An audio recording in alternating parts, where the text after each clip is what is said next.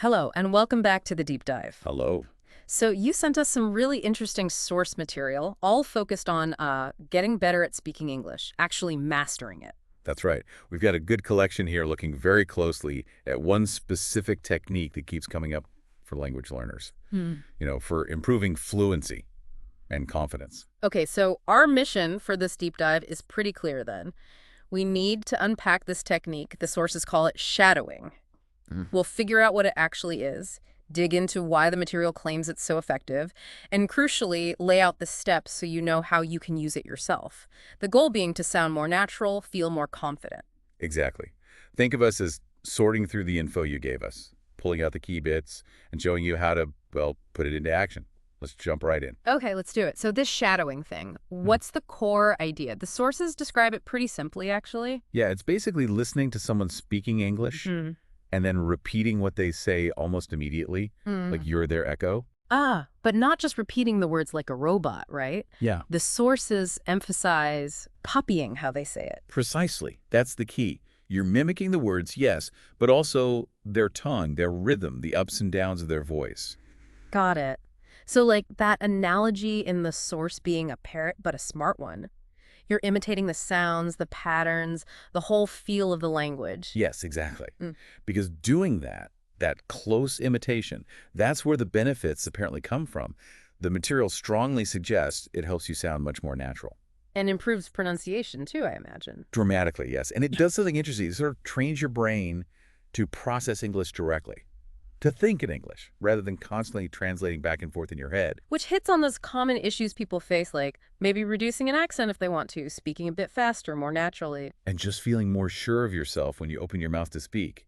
It's about working on that pronunciation, understanding the flow, the rhythm, and building that confidence. Big stuff. Okay, I get the what and the why.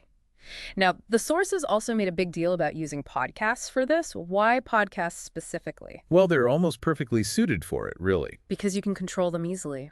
Pause, rewind. Exactly. You can pause right after a sentence you want to copy. Rewind if you missed something. You can even slow down the playback speed on most apps if the person's talking, a mile a minute, especially when you're starting out. Makes sense. And podcasts give you real English, right? Not textbook stuff. Totally. Real conversations, different accents, American, British, Australian, whatever you want to focus on. And you hear all those everyday phrases and expressions people actually use. Plus, a point made in the material was that a lot of podcasters, especially those teaching or discussing topics clearly, tend to speak quite articulately. Right, which can make it a bit less daunting than trying to shadow, say, a really fast movie dialogue or a complex news report right off the bat. So natural language, but in a controllable format. That sounds like a winning combo for this kind of practice. It really is. All right, so we know what it is and why podcasts are good tools. But the practical side, how do you actually do shadowing? The sources gave a pretty simple routine, like 4 steps. Yeah, very straightforward. First step, choose a short bit of a podcast. Just like 1 or 2 minutes to start. Keep it manageable. Okay, short clip. Step 2. Listen to just one sentence. Then pause the audio and repeat that sentence out loud. Try your best to copy the speaker's tone and speed exactly. Mimic that one sentence, got it. Step 3. Play that same sentence again. But this time, don't pause.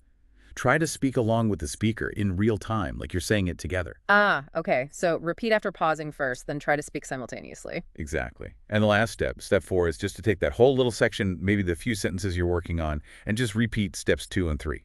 Listen, pause, repeat, then listen, speak along, until it starts to feel a bit smoother. And the advice was to start small, right? Like, don't try to do an hour the first day. Definitely. Maybe just 5 minutes a day. Consistency is way more important than duration, especially at the beginning, little and often. Okay, that makes sense. Now, the sources also flag some common mistakes people make when they try this. Things to avoid. Yes, this is really helpful. The first big one: don't obsess about understanding every single word right away. Really? But isn't comprehension important? It is overall, but for shadowing specifically, the main focus isn't meaning, it's sound, it's pronunciation, rhythm, flow. So you're training your ears and mouth first. Understanding can build alongside that, but it's not the #1 priority during the shadowing exercise itself. Take some pressure off. I see. Focus on the sound, not the meaning, initially. What else? Another common mistake is speaking too slowly.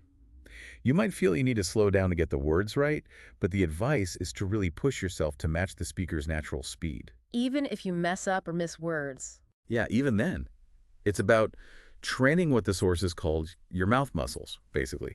The physical coordination needed to make English sounds quickly and connect them smoothly. You need to practice at natural speed, the typical pace people talk at. Mouth muscles and natural speed. Got it. It takes time for your mouth to catch up with your ears, essentially. Exactly. Which leads to the third pitfall, giving up too soon. It feels awkward at first. Yeah. It takes time to build that coordination and hear the improvement. You got to stick with it. Okay, so consistency, focus on sound and speed, don't give up. How do you fit this into a routine? The sources had ideas for that too. Yeah, making it a habit. One neat idea was pairing it with something you already do every day, like listen to a podcast during breakfast and just pick out, say, 2 or 3 sentences from that 5 or 10 minutes to actively shadow. And they mentioned recording yourself. That seems useful. Hugely useful. Shadow a sentence, then record yourself saying it, then listen back to the original speaker, and then you're recording. You'll immediately hear where the differences are in pronunciation, rhythm, whatever.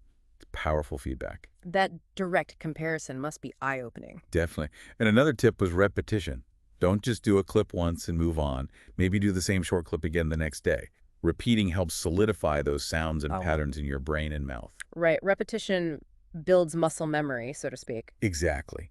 And the sources really pushed finding those little pockets of time in your day, not necessarily scheduling study time. Like when you're doing chores, washing dishes, folding laundry. Perfect examples Yes. for walking, commuting maybe. Yeah. Turn that passive listening time into active shadowing practice. You build the habit without it feeling like a huge extra task. Just pop in some wireless earphones. Yep. And if you're out in public, you could shadow quietly, even just whisper it. But definitely speak out loud when you're at home to get the full benefit for those mouth muscles. Makes sense.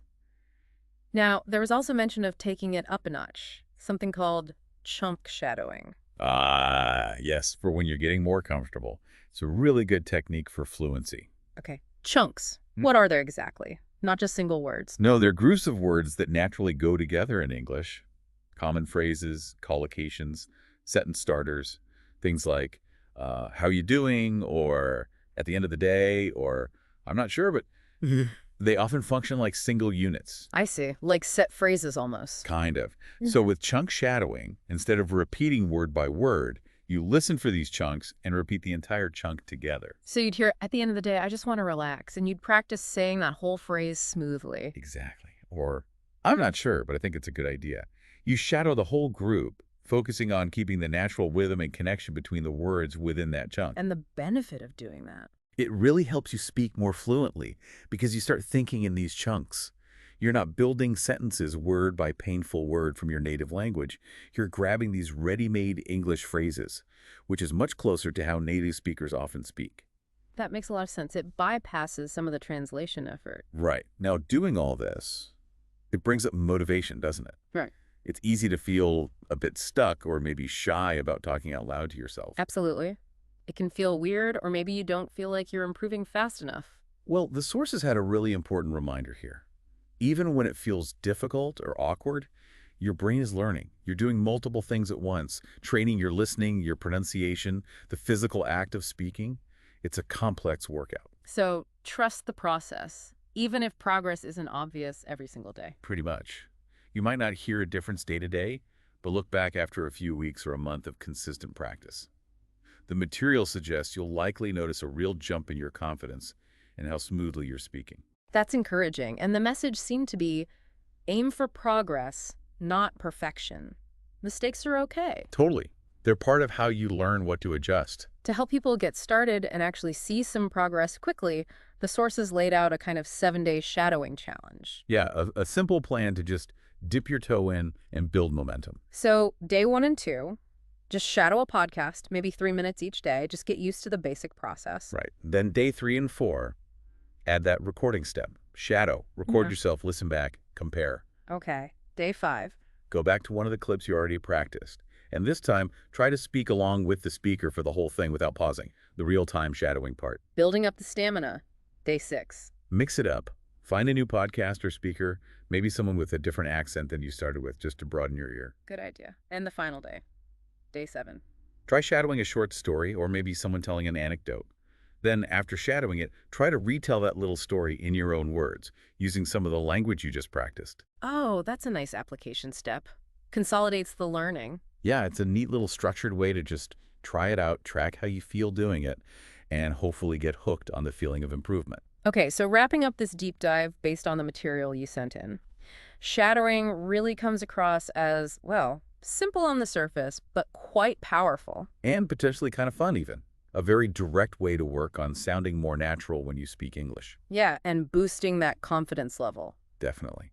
And the core message we kept seeing was, the more you do it, the more consistently you practice. The closer you get to sounding, well, more like a native speaker, or at least more comfortable and clear in your own speaking. We really hope breaking down these sources helps you feel ready to, give shadowing a real try. Maybe starting with that 7-day plan. It seems like a technique with a lot of potential. Thanks for bringing these sources to us. My pleasure. Thanks for joining the deep dive. So as we finish up, here's maybe something to chew on, based on everything we've discussed. How does that simple act, that almost childlike imitation of sounds, actually work to bridge the gap between just listening to English and actively, confidently speaking it? And maybe think about your own day. Where are those hidden moments, those little pockets of time doing chores, walking where you could actually fit in just a few minutes of this practice? How could that small, consistent effort start to add up, turning hesitation into something that feels much more like fluency? Worth thinking about. Definitely. We wish you the very best with your practice. Goodbye for now.